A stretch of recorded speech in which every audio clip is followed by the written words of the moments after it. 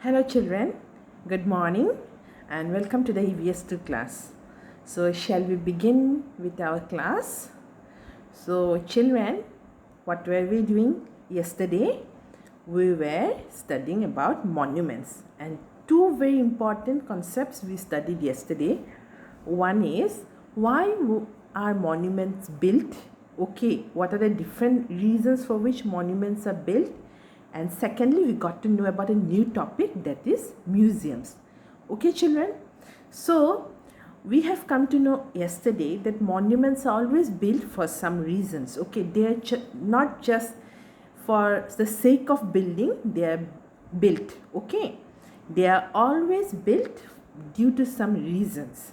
So children, yesterday we come to know about three important monuments of India, like the Buland Darwaza, the Gateway of India, the Ashoka's pillars, and the reasons why they were built. Like Buland Darwaza was built to celebrate the victory of Emperor Akbar over Gujarat.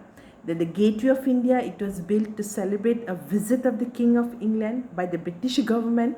And Ashoka's pillars was built by Emperor Ashoka to spread his messages or to pass orders.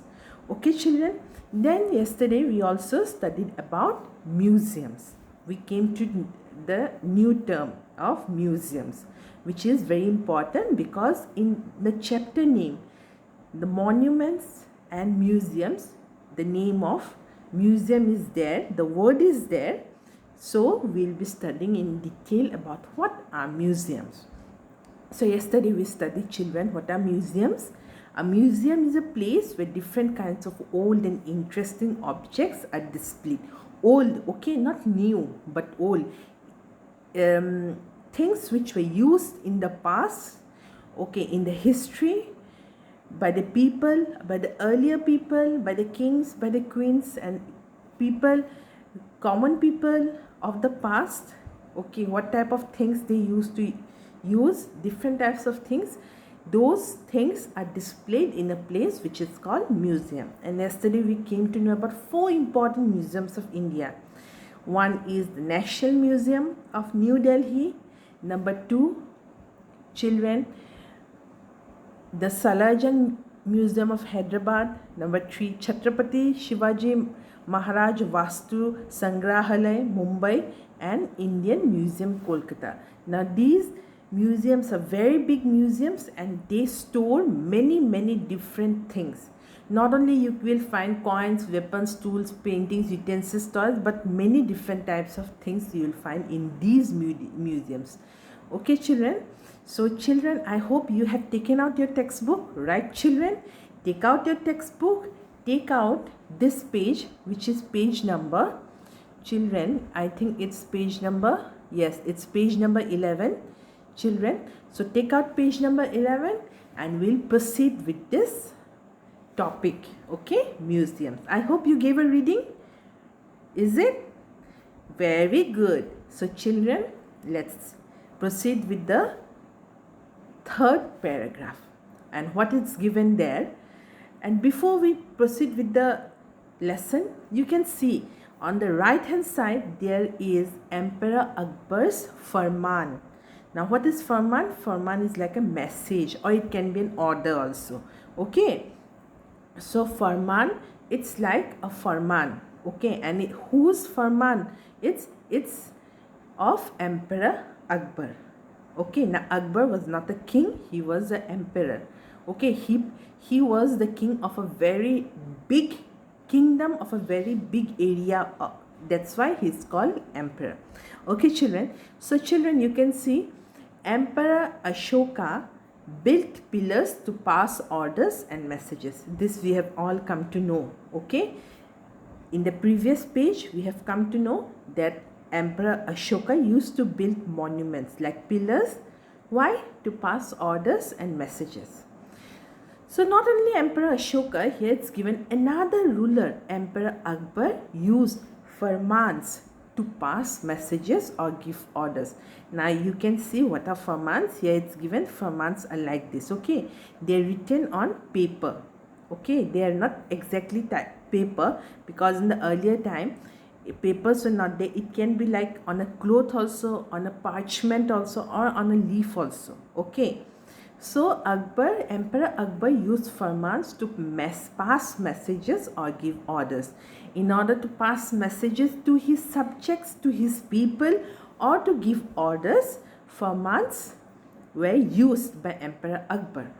And what did Emperor Ashoka use to pass orders and messages? He used to build pillars. Okay, children? He used to build pillars, Emperor Ashoka, but Emperor Akbar used to write farmans. Okay, he used farmans to pass messages or give orders. And these farmans of Emperor Akbar are displayed at the National Museum in New Delhi. Where is it displayed? It's displayed at the National Museum in New Delhi. Now these farmans of Emperor Akbar is there, okay, in New Delhi. And what is the Museum of New Delhi called? It's called the National Museum of New Delhi. Okay, children? So children, let's move to the next paragraph. Most museums display all types of objects. Okay, children? Most museums have varieties of objects which were used by the people of the past. So, however, some museums display only particular kinds of objects.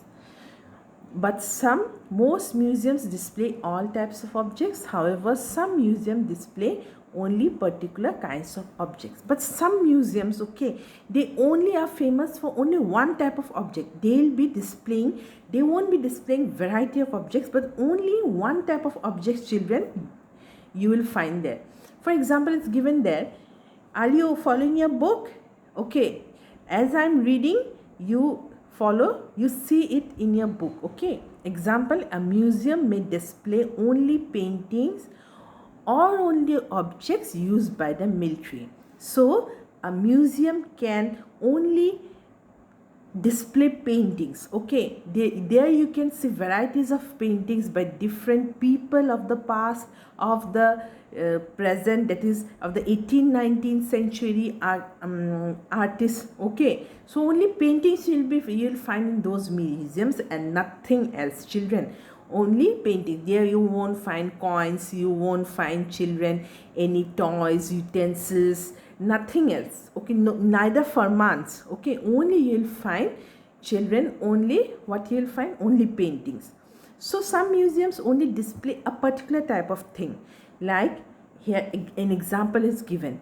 In India, where you can find like this type of, in India, the Jaisalmer War Museum is a war museum that tells us about the history of the Indian Army. So children, the Jaisalmer War Museum. Now where is this Jaisalmer? Jaisalmer is a place. Okay, it's a very beautiful place in the state of Rajasthan. Okay, and in Jaisalmer there is a war museum. Okay, only things related to war you will find there. So it's called a war museum. You might find their tanks, you might find the pistols, the guns used during the wars by the Indian armies, then the uniforms, what they used to wear, then the shoes, everything related to war you will find in that Jaisalmer War Museum. So Jaisalmer War Museum is an example of a museum that displays only a particular thing. Okay, then let's proceed to the next paragraph. It's given there. Many objects we see in museums were discovered by archaeologists. Archaeologists and historians make sure that museums display objects with correct and complete information. So here, children, we come again to these two terms which you got in the previous chapter. What are these two terms? Archaeologists and historians. So here again the work of archaeologists and historians comes. What do? They make sure that museums display objects in a with correct and complete information, not with a different type of information or incorrect information or anything which is not complete. Nothing, but only museums can display things which has correct and complete information. Okay children, and this is ensured by the archaeologists and historians, because we know archaeologists and historians, what are their jobs? The job is to study the past, the things of the past. They write them down. Okay children, so they know many things. So museums also take their help to display their various objects. So children will again, before going to the next paragraph, you can see on the right there is given Indian Museum of Kolkata. Now those who have visited Kolkata, if you have seen the Indian Museum, you must be really very lucky, because Indian Museum of Kolkata is really something to be seen, because varieties of things, skeletons of animals, even dinosaurs are there. And here one, you can see a skeleton of a mammoth. You know what is a mammoth? Mammoth was before elephant, and after due to the changes in the climate and all, mammoth became an elephant. Mammoth is a bigger size of an elephant. Okay, and here you can see a carcass, or you can tell a skeleton of mammoth is shown. Okay children, and it's there in the Indian Museum of Kolkata. It's preserved there. So children, one more thing you can see here in the picture. Look at the picture of workers. In the next paragraph, you can see workers cleaning the Taj Mahal. Many monuments are very old, so they need to be cleaned and repaired. Cleaning and repair help to preserve monuments.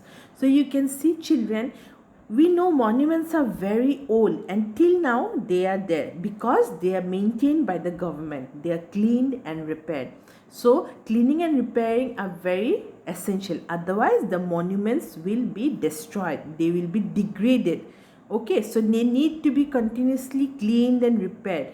So example is shown here, like the Taj Mahal. It's cleaned, it's repaired every year, so that the beauty of Taj Mahal remains intact year after year, and it's there even how it was before, it's still now also, because of the maintenance of the government. So children, we'll stop till here. Okay children, in the next class we'll go to the topic, the need for monuments, the need for museums. Okay, and children, you please go through you read the chapter, so that in the next class it will be easier for me to explain. Okay children, have a good day ahead. Bye bye.